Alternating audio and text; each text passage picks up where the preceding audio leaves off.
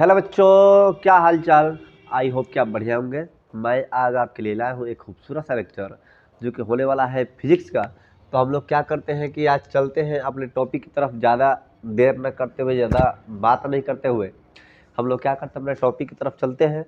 तो मैं एक बार बता दूं कि अगर आप मेरे चैनल पर नए हो तो ये चैनल आपका ही होगा और ये खूबसूरत चैनल जो कि कंसेप्ट ऑफ एमके होगा।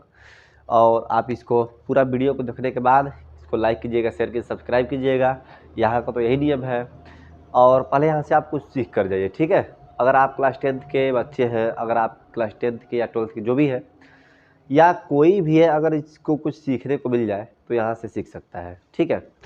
तो देर न करते हम लोग चलते हैं। कर है टॉपिक क्या है कि चालक में उत्पन्न ऊष्मा की माप, यही हम लोग का टॉपिक है। और इसी के बारे में क्या करेंगे, थोड़ा सा चर्चा करेंगे। देखिए, हालांकि ज़्यादा मैं टाइम नहीं लूँगा, लेकिन थोड़ा सा समय इसलिए लग गया कि मेरा बीएसएफ यानी बीएसएफ का मेरा मेडिकल था, उसमें रिटेन फिजिकल हो गया है। बीएसएफ का मेरा मेडिकल था। हालांकि मैंने पहले 2 बार इंडियन एयरफोर्स क्वालिफाई कर चुका हूँ, टेक्निकल ग्रुप, एक्स ग्रुप वाला जिसको कहते हैं। और ये मेरा तीसरा जो भर्ती रहा, और ये बीएसएफ आरओ का रहा, रेडियो ऑपरेटर। तो देर ना करते हम लोग चलते हैं। और इसी में मैं क्या करता, थोड़ा सा बिजी हो गया, तो इसके लिए आई एम सॉरी। करके चालक में उत्पन्न ऊष्मा की माप क्या होगा। तो इसमें हम करेंगे क्या कि सबसे पहले ध्यान समझिएगा। माना चालक के सिरों के बीच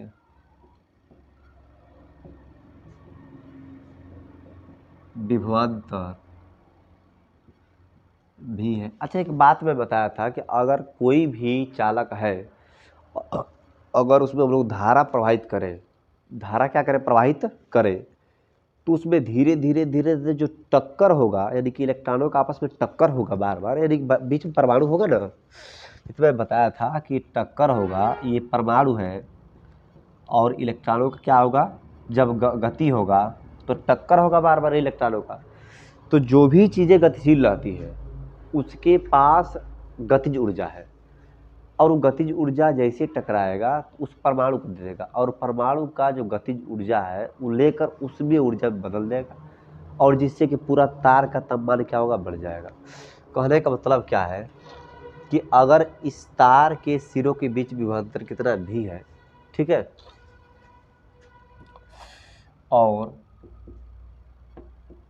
बहने वाले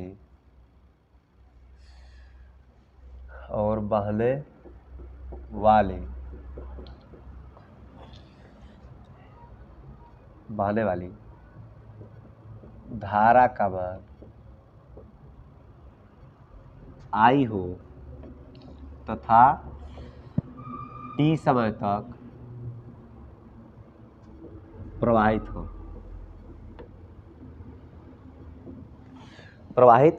ठीक है। कर कि इसमें अगर टी समय तक प्रवाहित हो, ये तो जूता परेशान कर दिया। चलो, कर कि धारा का मान कितना हो, आई हो तथा टी समय तक का हो, प्रवाहित हो। तो इसमें हम करेंगे क्या कि सपोज दैट, मान लीजिए कि भी मिल गया, आई मिल गया और टी मिल गया। जो किया गया कार्य है ना, वही ऊर्जा के रूप में उत्पन्न होता है। भाई, जो किया गया कार्य, यानी कि कार्य और ऊर्जा अलग अलग नहीं है। कार्य है और ऊर्जा है, दोनों क्या है, सेम चीज़ें हैं, लगभग सेम चीज़, बस एक दूसरे का रूप है। अगर आपके पास ऊर्जा होगा तभी आप कार्य करेंगे, और आप कार्य करें इसका मतलब आपके पास ऊर्जा होगा, ठीक है। तो कह रहे हैं कि जो W होगा, W बराबर VIT, हम क्या लिख दिए, W बराबर VIT। आप याद करिए कि डब्लुआ के क्या हम लिखे थे, भाग को लिखे थे, यानी किसी को ना कहते हैं V बराबर W/Q, ये तो आप जानते ही हैं। तो मैं क्या बोला कि W बराबर VIT, W बराबर VIT, ठीक है। अब देखिए, तो कहने का मतलब कि जो भी आपका, यानी कि W बराबर ऐसे था, W बराबर VQ,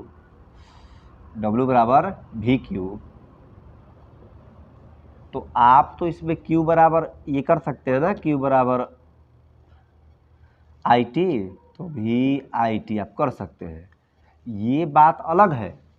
लेकिन मैं क्या बोला कि जो कार्य है, क्या चीज, कार्य,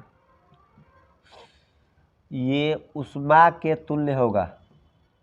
कार्य जो होगा उष्मा के क्या होगा, तुल्य होगा, बशर्ते इसमें जब 4.2 या 4.18 से क्या करना पड़ेगा, भाग देना पड़ेगा।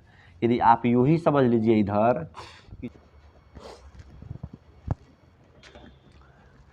यानी जो आपका ये, ध्यान समझिए, मैं क्या बोला कि जो आपका जो कार्य है ना, यही उष्मा के क्या होगा, बराबर होगा।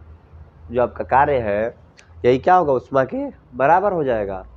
और ये जो कार्य है उष्मा के बराबर कब होगा, जब आप इसमें 4.2 से भाग देंगे तब। यानी कहने का मतलब क्या है कि 1 कैलोरी बराबर होता है, 1 कैलोरी बराबर 4.18 जूल। मैं क्या कह दिया कि 1 कैलोरी बराबर क्या होता है, 4.18 जूल। या मैं कहता हूँ कि जब भी अगर ये ना 5 से अधिक होता है तो एक को बढ़ा के लिख देते हैं, या 4.2 जूल, इतना हम लिख दिए हैं। तो कहने का मतलब कि हमारा जो भी चीज़ आएगा, ध्यान समझिएगा, हमारा यहाँ पर जो डब्लू आ रहा है ना, ये किस में आ रहा है, जूल में आ रहा है। ये किस में आएगा, ये भी सब जूल में आएगा, ठीक है ना।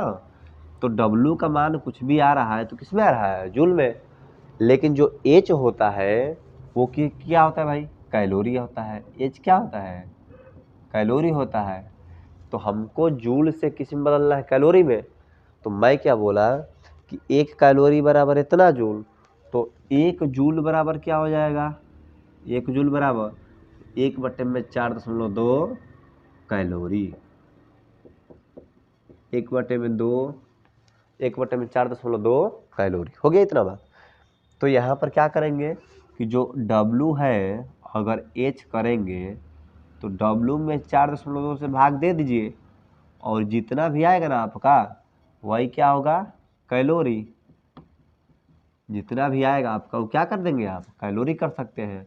और जब कैलोरी हो जाएगा ये, तो आप क्या करेंगे, H बराबर, अब W का जितना फार्मूला है आप वहाँ पर रख दीजिए।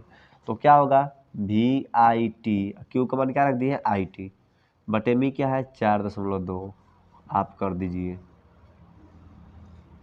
फिर क्या है, H बराबर, अब V, अच्छा V के स्थान पर IR रख सकते हैं, चूँकि V बराबर IR, तो V के स्थान पर IR रखिए तो IR, ये भी IT है, बटे में 4.2। यानी कहने का मतलब ही है ना कि W के किसी भी फार्मूले में आप 4.2 रख दीजिए तो वो कैलोरी में आ जाएगा। और यही होगा क्या चीज़ आपका, उष्मा। तो उष्मा की मात्रा यही है, यानी कि कैलोरी। समझे कि ना समझे। और मैं इसी को ना चाहूँगा तो लिख सकता हूँ कि H बराबर I²RT बटे में 4.2। मेरे भाई कहने का मतलब ये है कि आपको इस तरह से सीखना पड़ेगा कि किसी भी W में आप जब 4.2 से भाग दे देते हैं तो वो H बदल जाएगा, क्योंकि होता है कि 1 कैलोरी बराबर 4.18 जूल।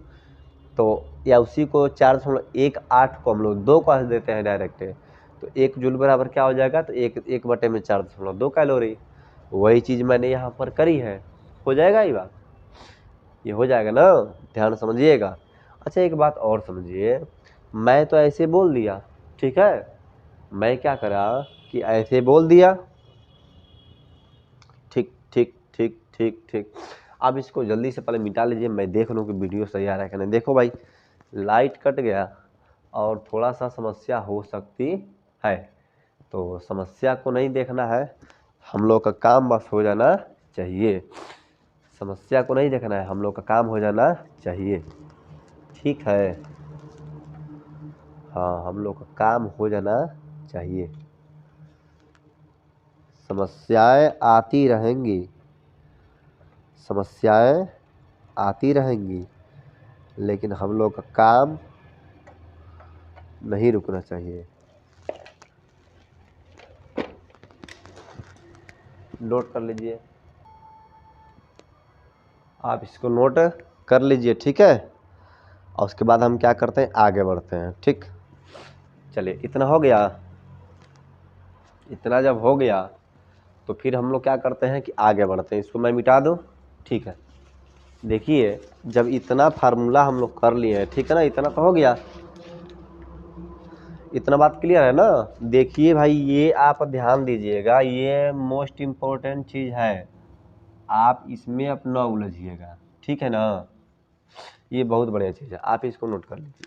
ठीक, मैं इसको मिटा दूँ, अब मिटा दूँ, मिटा दूँ, मिटा दूँ, धुलुम धुलुम। चलिए हम मिटा दिए। अब आगे है कि यानी हमको ये बात स्पष्ट पता चल चुका है, ये बात हमको पता चल चुका है ना, कि जब प्रतिरोध जितना ही ज़्यादा होगा, प्रतिरोध जितना ही ज़्यादा होगा तो ऊष्मा की मान, ऊष्मा का मान उतना ही क्या होगा, ज़्यादा हो जाएगा। यानी प्रतिरोध जितना ही ज़्यादा होगा तो उत्पन्न ऊष्मा की मान उतना ही क्या हो जाएगा, ज़्यादा हो जाएगा। यानी देखिए कहना कर रहा है क्या, चूँकि H बराबर, अभी हम क्या देखें, आई स्क्वायर आर टी। H बराबर क्या देखें, आई स्क्वायर आर टी बटे में 4.2, यही ना देखे हैं। H बराबर आई स्क्वायर आर टी बटे में 4.2, हम यही देखे हैं। तो अब क्या करेंगे कि H बराबर आई स्क्वायर आर टी बटे में 4.2 जब है तो करना क्या है इसमें कि भाई कह रहे कि जो H है ना वो आई स्क्वायर के प्रोपोर्शनल है। कब, जब आर व टी स्थिर रहे तब। ठीक है, ये पहला चीज़ है। दूसर का चीज़ क्या है कि H प्रोपोर्शनल आर, कब, जब आई व टी क्या रहे, स्थिर रहे तब। समझे क्या कह रहा है कि H ये हो गया। अब देखो कह रहा है कि H ये प्रोपोर्शनल हो गया T के, तो जब I और R स्थिर है तब। मेरे भाई कहने का मतलब ये है कि जब R और T स्थिर रहेगा तो I के स्क्वायर में यानी धारा जितना ज़्यादा, धारा जितना ज़्यादा उतना ही तुम्हारा ऊष्मा का मान क्या होगा, ज़्यादा उत्पन्न होगा। कर जब प्रतिरोध जितना ज़्यादा, जैसे मान लो कि प्रतिरोध का मतलब समझो, इधर से कोई तार है, ठीक है, ये कोई तार है और इसमें से गुजरने वाले जो भी है तो तुम उसको रोक रहा है, इधर से आने वाले ज़्यादा हैं तुम उसको क्या कर रहा है कि रोक रहा है। तो रोकेगा तो गुस्सा ना करेगा जी, तो गुस्सा होकर एकदम लाल, इसका मतलब जैसे धारा बह रहा है तुम प्रतिरोध ज़्यादा लगाने लगा, इसका मतलब क्या हुआ कि अब तो गुस्सा से लाल हो जाएगा। यानी कहने का मतलब कि जब आ रहा है तो उसको जितना ज़्यादा रोकेंगे तो वहाँ पर प्रतिरोध जब ज़्यादा होगा तो उसमें कमान क्या हो जाएगा, बढ़ जाएगा। करेक्ट, टी यानी कि जितना ज़्यादा देर तक, अगर जैसे समझो प्रेस होता है तो जितना ज़्यादा देर तक हम लोग खोज के इसे लाइन में इसे लगा कर छोड़ दिए तो प्रेस भाई ज़्यादा ना गर्म हो जाएगा जी। यानी कि जितना ज़्यादा समय होगा ऊष्मा का मान ज़्यादा, प्रतिरोध जितना ज़्यादा तो ऊष्मा का मान ज़्यादा, और जितना धारा तगड़ा रहेगा ऊष्मा का मान भी क्या होगा, ज़्यादा होगा। ठीक है, अच्छा यही क्या कहलाता है, यही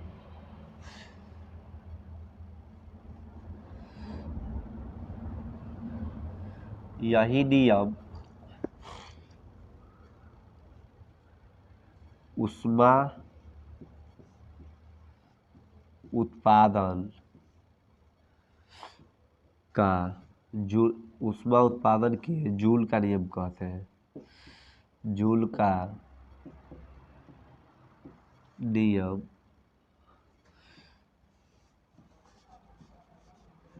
कहलाता है, कहलाता है। हो जाएगा, इसको आप जल्दी से क्या कर लीजिए, नोट कर लीजिए, नोट कर लीजिए, कर लीजिए जल्दी। अब इसको जल्दी से नोट कर लीजिए, ठीक है। उसके बाद हम लोग देखते हैं आगे। ठीक, इसको आप पहले जल्दी से नोट कर लीजिए। जाने कहाँ गए वो दिन, बस वीडियो सही आ जाए, जाने कहाँ गए वो दिन। अब अगला है आप लोग का, देखिए आप लोग का बोर्ड का पेपर बहुत पास आ रहा है, ठीक है ना। अगला है, कह रहा है कि वैद्युत समर्थ अथवा वैद्युत शक्ति। जीवन है क्या गीत मेरा, जीवन है क्या गीत मेरा, आप जो मेरे बीत न होते, होठों पे मेरे गीत न होते। हो गया, देखिए कर के वैद्युत शक्ति, वैद्युत शक्ति या सामर्थ्य, ठीक है। वैद्युत शक्ति या वैद्युत सामर्थ्य ये क्या कहलाता है? तो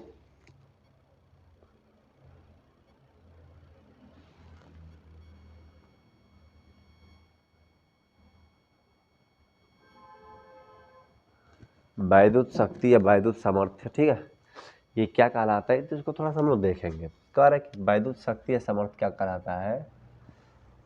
कह रहे कि किसी विद्युत परिपथ में, मान लो कोई वैद्युत परिपथ है, तो किसी विद्युत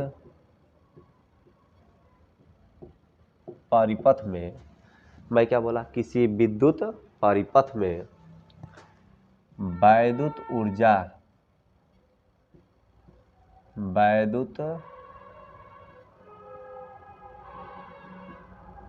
ऊर्जा के व्यय होने की दर को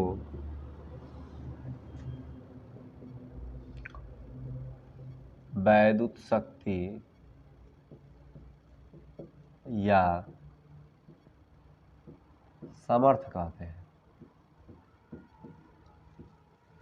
मैं क्या बोला, किसी विद्युत परिपथ में वैद्युत ऊर्जा के व्यय होने की दर को, भाई फिजिक्स में कभी भी कह दे कि दर, तो दर का मतलब क्या होता है कि 1/टी। दर का मतलब क्या होता है, 1/टी। यानी इसको हम लोग नॉर्मल भाषा में समझे तो दर का मतलब क्या होता है, टी। कहने का मतलब ये है कि कोई 1 घंटे में 20 गो रोटी खाता है और कोई 1 घंटे में 10 गो रोटी खाता है, तो भाई दोनों की शक्ति यानी कैपेसिटी अलग अलग है, दोनों की पावर क्या है, अलग अलग है। कोई 1 घंटा में 50 को खा गया तो उसकी कैपेसिटी ज़्यादा है, समझा कि ना समझा, समझ रहे हो ना। यानी कि जब शक्ति मापना है तो समय के सापेक्ष मापेंगे कि कम समय में कौन ज़्यादा काम किया है, यही ना करेंगे। ये ना कि तुमको भी 20 नंबर लाना है, ये गौरी को 20 नंबर लाना है, तुम 2 दिन पढ़ के 20 नंबर ला दिया और कौन 25 दिन पढ़ा है तब 20 नंबर लाया है, इसका मतलब तुम्हारी शक्ति क्या है, ज़्यादा है। कम समय में ज़्यादा कार्य करना है, क्या कहलाता है, ज़्यादा शक्ति वाला कहलाता है। तो कह रहा है ना कि व्यय होने की दर को ही क्या कहते हैं, वैद्युत शक्ति या वैद्युत ऊर्जा कहते हैं। तो किसी विद्युत परिपथ में वैद्युत ऊर्जा के व्यय होने की दर को क्या कहते हैं, वैद्युत शक्ति या सामर्थ्य कहते हैं ना। तो मैं क्या बोला कि P बराबर वैद्युत ऊर्जा क्या होता है, W और बटे में T, यही ना होगा। मैं क्या बोला, व्यय होने की दर, जब भी कहेगा ना कि व्यय होने की दर, दर का मतलब क्या होता है, बटे में T। किसका, तो वैद्युत ऊर्जा का, तो W बटे में T हम कर दिए, हो जाएगा। इसी को कहते हैं ना डबलुआ के पीटी। इसी को हम लोग क्या कहते हैं, याद कैसे रखेंगे, डबलुआ के